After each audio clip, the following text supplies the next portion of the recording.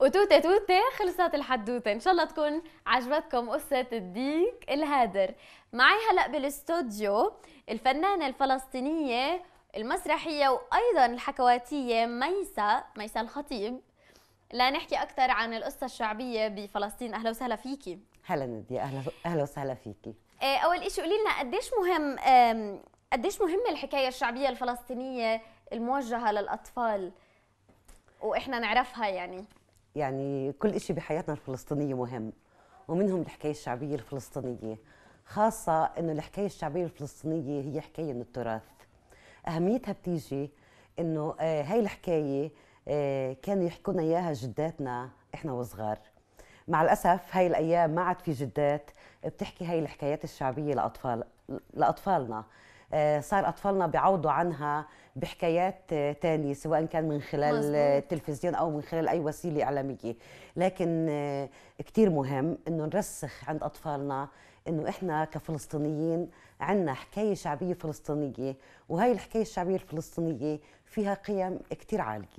طب كيف بيقدروا الاطفالنا يتعرفوا على هاي الحكايه الشعبيه الفلسطينيه اكثر؟ يعني هذا بيجي دور الناس اللي بيمتلكوا هاي الحكايه الشعبيه الفلسطينيه. بالضبط. بفلسطين صار في عدد لا باس، يعني في من الحكواتيه اللي يعني اصبحوا متمكنين من الحكايه الشعبيه الفلسطينيه. بصير هون الدور الاساسي بيقع على عاتق الحكواتي الفلسطيني تمام. ليرسخ الحكايه الشعبيه الفلسطينيه عند كل الاطفال. بالضبط. انا لسه بدي اسالك عفوا، قديش دور الحكواتي الفلسطيني، قديش له دور بهذا الموضوع؟ بالضبط. انا بدي اقول انه كيف الحكواتي بده يرسخ الحكايه الشعبيه الفلسطينيه بشكل اساسي. الحكواتي لازم يتمكن بشكل جيد جدا جدا من كل ادواته اللي بده يحكي فيها الحكايه الشعبيه، بمعنى انه بده يقرا يعني اذا مش كل الحكايات اغلبيه الحكايات بده ينتقي من هاي الحكايات المناسبه اللي بتناسب اطفالنا، الحكايات اللي بيكون فيها عبره، بيكون فيها هدف، بيكون فيها متعه، بيكون فيها تسليه. وبنفس الوقت يعني بده يكون متمكن جدا انه يحبب الطفل بهاي الحكايه لسبب كتير بسيط. هاي الحكايه مش لازم تموت.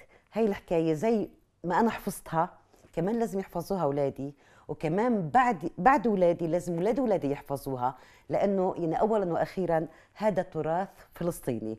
بالتالي مهم كثير انه كلياتنا قد ما فينا نحافظ على هذا التراث وننقله من جيل الى اخر. مزبوط.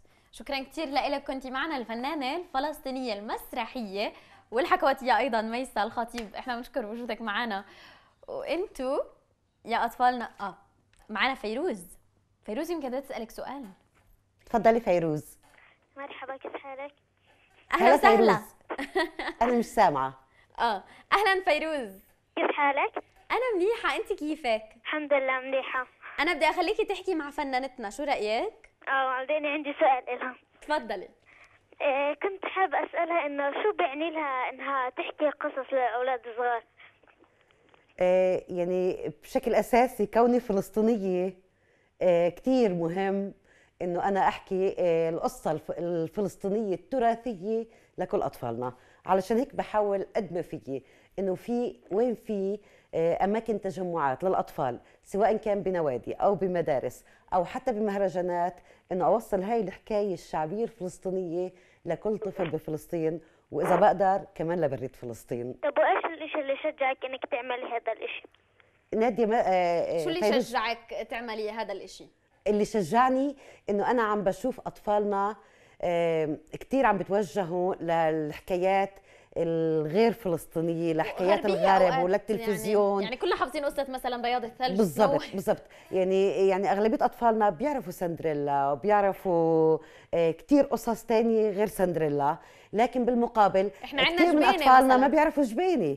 فانا من هذا المنطلق كان كثير مهم انه احنا نرسخ انه بدل سندريلا مهم نسمع سندريلا، ما حدا بيقول لا، كثير مهم، بس بالمقابل كمان بأهمية أكثر كتير مهم نسمع جبيني، نسمع الديك الهادر، نسمع بنت الكندرجي، نسمع قصص كتير من القصص اللي كانوا بيحكوا لنا إياها جداتنا، خاصة بايام الشتاء لما كانوا جداتنا بيلموا كل الاطفال حواليهم وبيقعدوا بيحكوا لهم قصص. مزبوط مزبوط.